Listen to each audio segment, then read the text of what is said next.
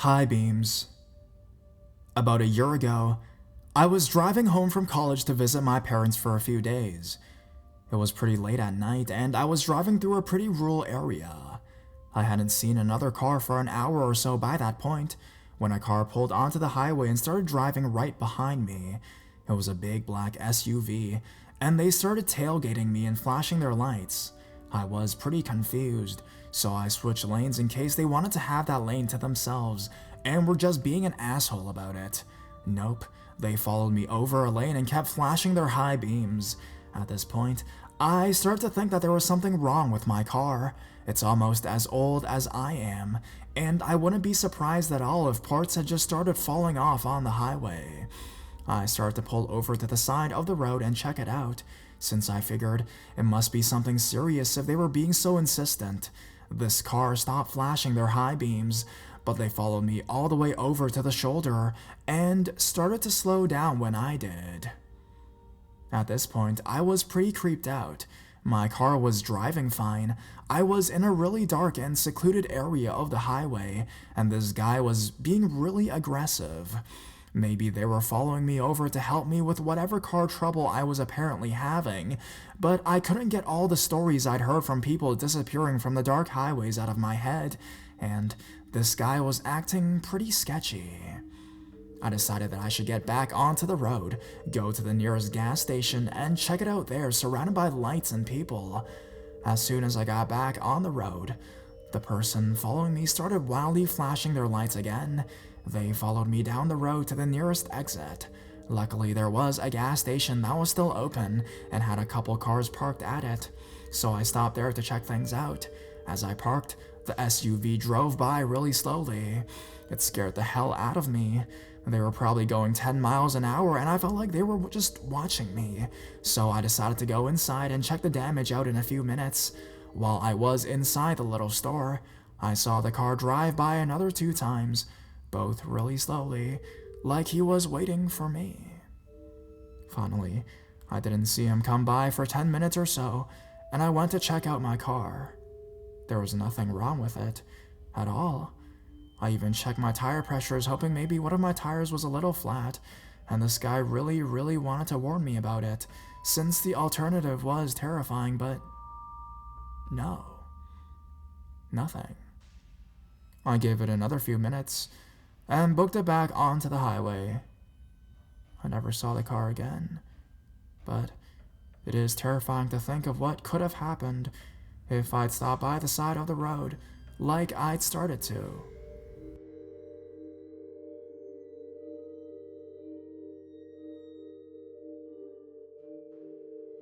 High beam flashed, unhappy redneck.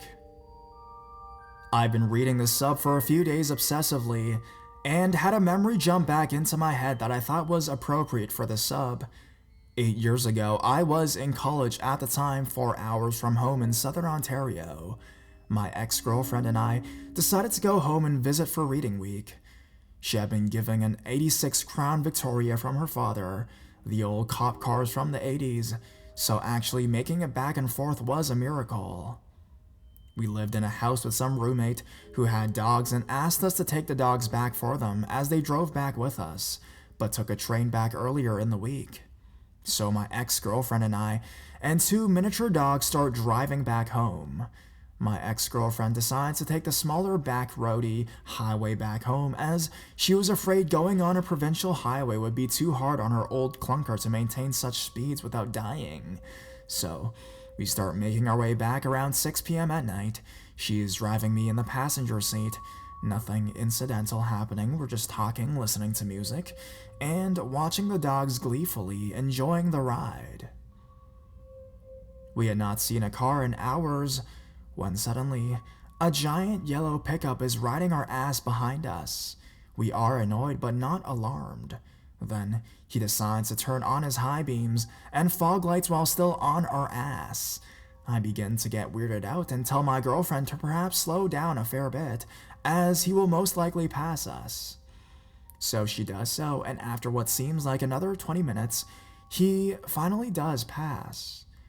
As he does, so we both get a relieved look on our face, and my ex says, "Yeah, asshole, turn off your damn lights." and as if he can hear us, and she flashes hers at him for a brief moment. Now, the truck all of a sudden takes off out of our line of sight completely, and we, without saying so, breathe a sigh of relief. 15 minutes later, the route gets more forest dense, and the road is winding like crazy. We turn this on long turn, and when we straighten out, the yellow truck is in front of us, in a diagonal position blocking both lanes. My ex slams on the brakes, and we stop maybe 20 feet from the truck. We stare at each other in confusion and fear as all of a sudden, the truck door opens, and out walks a very skinny man wearing dark clothing. His face is sun-damaged, as if he works outside a lot. He has an insane, menacing look on his face, and he has dirty, wiry, long blonde hair.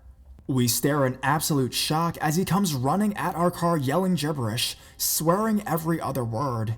He gets to the driver's side and tries the door. Luckily, the doors are locked, but he continues to pull on the handle and then tries each of them. At this point, the dogs are barking hysterically. He begins kicking our car and the walls to the front and is beating on the grill, all while maintaining his gibberish and insane look on his face. Now, while this is happening, my ex and I are completely in shock and are just staring with fear and confusion at this man. Suddenly, he gets up on the hood of the car and is stomping on it. After 5 or so stops, he takes a step on the hood and slips. His legs come out from under him, and he falls headfirst into the hood and rolls to the driver's side of the car. Suddenly, he is silent for a few seconds. I suddenly snap out of my fear coma and turn to my ex and yell, "Floor it! Come on, he fell!" She, thank God, after hearing yelling, snaps out of it too, and guns it, and swerves past the truck by going in the ditch beside the road. We are driving now and yelling with relief as she is driving pedal to the metal. We had not seen him for a few minutes and start collecting ourselves. Then, suddenly, we come to a straightaway, and sure enough, we see lights behind us in the distance. Suddenly, our fears are confirmed as the yellow truck is now gaining on us, with his high beams on again. We are terrified as he comes back right up on our ass again. Now, he just stays there for probably 10 minutes as we panic and try to think what to do. We come up to a small town and see a cop station. I start screaming at my ex to turn into the town and continue freaking out all the while the truck keeps pace. Just as we were thinking of turning off the highway and try to lose him again, he suddenly turned down a road and out of sight. And as quickly as he appeared, he was gone. We sat in silence, keeping an eye out for the rest of the way home. My ex had trouble sleeping for months afterwards, and I definitely looked over my shoulder for a while after that. We thought of going to the police, but didn't get his license plate, and didn't even know the town that we were in. Glad I never saw him again, and creepy redneck guy, let's not meet again.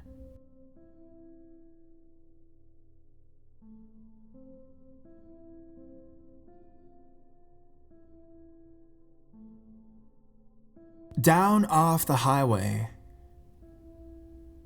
Growing up as bored high school kids in a rural small town, with little more than a McDonald's to entertain us, meant we had to find other interesting ways to entertain ourselves on the weekends. Some kids I knew would drink and smoke all weekend, whereas most of my close friends were into more artistic endeavors. Think short films, drawing, video games, etc.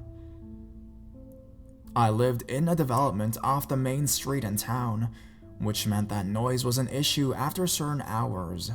My friend, in contrast, lived in an old house that dated back to at least 100 years, located deep in the woods. This made his house perfect for shooting short films, even late into the evening. We'd mostly write up little sketch comedy skits, and then borrow our younger brothers to help play roles that we couldn't portray ourselves. We also spent a great deal of time trying to see what kind of special effects we could produce in iMovie.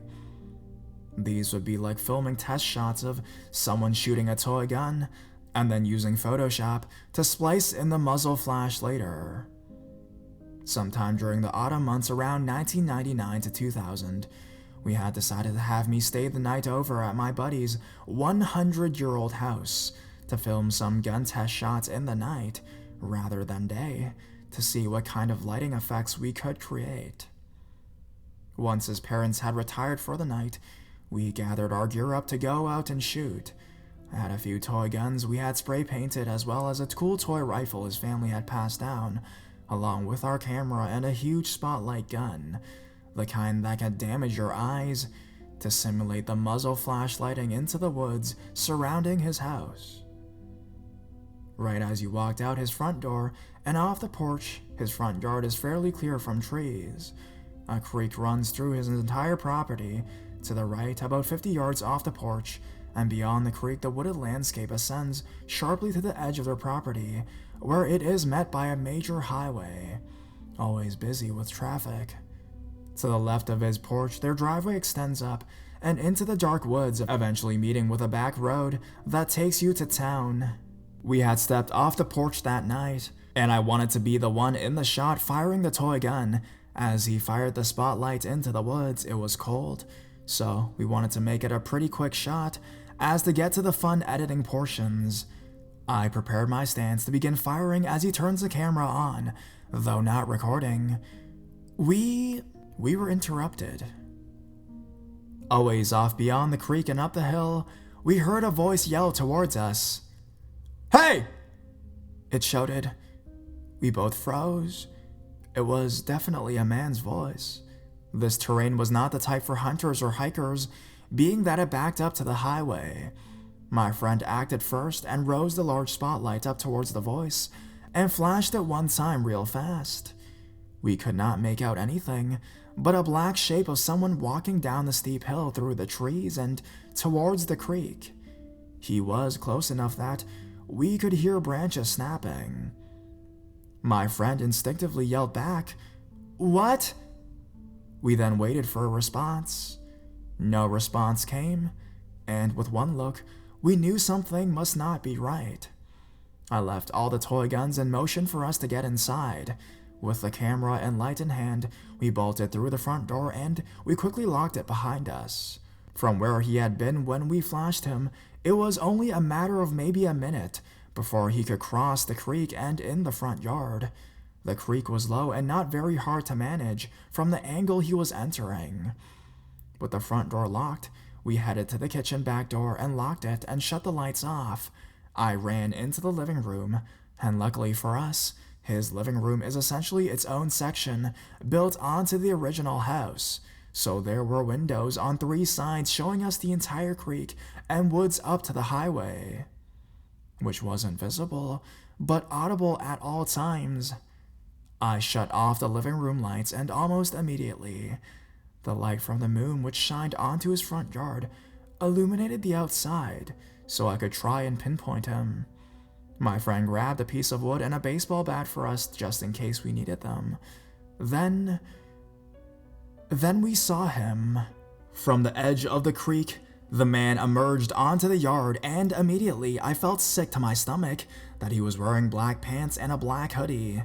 Not the attire I would wear trying to get anyone's attention when walking down from the highway through the woods. My friend gave me an "oh shit" look and pointed to the basement sliding door right below us. We had been down there earlier hanging out, and I left the lights on and the door unlocked. The light was shining below us onto the grass. The man headed to the sliding doors as we watched from above, hoping he wouldn't try it. As he stood directly below us, we couldn't see him fully, and then a loud knock came from below. We waited quietly with weapons in our hands. Another knock, another knock, another knock. The tension was too much, and my friend looked at me and said, "Watch him. And if he enters, you go to the basement door in the kitchen and hold it shut as best you can." "Where are you going?" I asked. "I'm getting my parents. My dad has a .22, he replied, and then he was off, and through the kitchen and up the stairs. I was sweating bullets, but kept my eyes on him. He was still knocking. Then it stopped, and I waited to hear the sliding door open. It didn't. I could hear his footsteps going up the slight hill and towards the porch. When he finally came into view, I could see that his hands were in his pockets and he was moving quite fast, I hopped up slowly in case he decided to turn and look in the window, and made my way to the front door, but didn't dare get in the view of the window next to it. The knocking started again, louder than before due to my proximity to the front door. I could hear movement coming down the stairs and cut across the kitchen to meet his parents and him at the bottom of the stairs. All the while, the knocking continued. My friend's dad indeed has .22 rifle at his side, and we all stood in the office room, which was one room over from the front door. We watched him as he pounded on the door, never being able to really make out his face. His hood was still up, and none of us could grasp why anyone that needed help thought this was the way to go and get it. I ran the scenario over in my head, that where he would have come from the highway, and was located in a spot where, if he was heading east, he would have seen a sign a mile back for a rest stop only a mile away from here. But if he were to be heading west, he would have surely already passed it. If his car had broken down, he wasn't even a mile walk from the rest stop itself. He could have surely gone help that way, not this. Finally, the knocking stopped, and we all held our breaths. He moved to the side of the porch directly in front of the windows we were looking at, and at this point, it's possible that he could have seen us all four standing in the office with a rifle and bat. Though to me, it looked like he simply couldn't see it. He turned around and walked to the left of the porch, setting off the motion lights which illuminated the driveway. We stood there and watched this man in black make his way up the driveway until he disappeared beyond the light. My friend ran to the basement, shut off the remaining light, and locked the sliding door. We all have theories about that early morning visitor, but in the end, we decided that we made the right choice by locking up and staying quiet. After all, it was almost 4 a.m. at this point, and they had once had an incident way back before I knew them, where police helicopters were hovering the woods, with police scanners describing a possible person of interest. To this day, that evening still sends chills down my spine, and often, when I pull up to his parents' house at night, I'll glance across that creek and wonder.